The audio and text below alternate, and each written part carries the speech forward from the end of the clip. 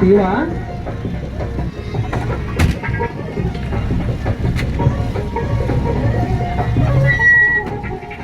స్టైల్గా నిలబడి ఇట్లా ఇట్లా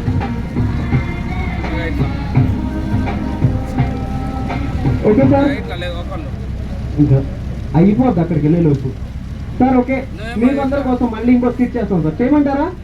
చేయాలంటే ఒకసారి గట్టి క్లాప్స్ కొట్టాలి. చెప్తున్నాను, ఎవరైతే క్లాప్స్ కొట్టమో వాళ్ళ దగ్గరికే మేము వస్తాం.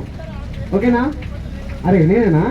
ఓకే, మొత్తం ఆడియో సిస్టమ్ అండి, ఓన్ టాలెంట్ అయితే కాదు. సరేనా? అరే ఆడియో పెట్టి వచ్చేసిండు.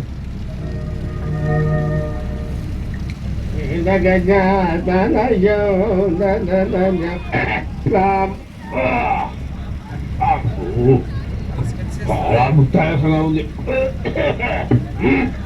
ఏంటి గురువు గారు, కడుపు ఏమన్నా బిజుగా ఉందా? అవునరా, నవపప్పు ధాన్యాలు దక్కించి నేతిలో రంగరించి 3 వాయిల్ లాగించారు. నవపప్పు ధాన్యాలు ఉన్నవి 2. కందిపప్పు మినపప్పు చెప్తాను, నోట్ చేసుకో. చెప్పండి. కందిపప్పు పెసరపప్పు మినపప్పు శనగపప్పు బొబ్బరిపప్పు వేరుశనగపప్పు జీడిపప్పు బాదం పప్పు పిస్తాపప్పు 9. ఆ 10వ పప్పును కూడా మీరు తినుంటే గుళ్ళో ప్రధాన పూజారి పదవి నాకు వచ్చిండేది. 10వ పప్పు అది నేను తింటే ప్రధాన పూజారి పదవి నీకు వచ్చిండేదా? ఏమిటా పప్పు? గన్నేరు పప్పు.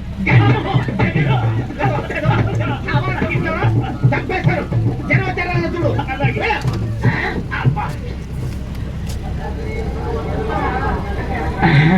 గురుగారు, జనం చాలా మంది వచ్చారండి. చాలా సంతోషం. ఆ దండలా తీసురా.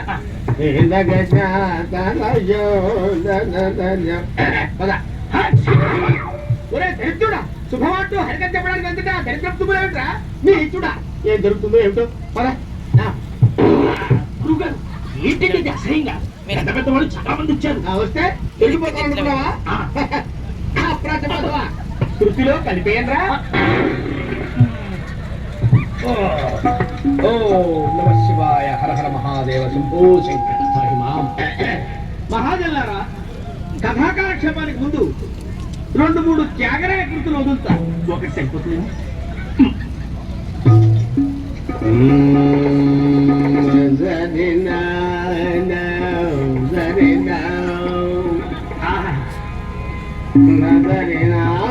దగ్గర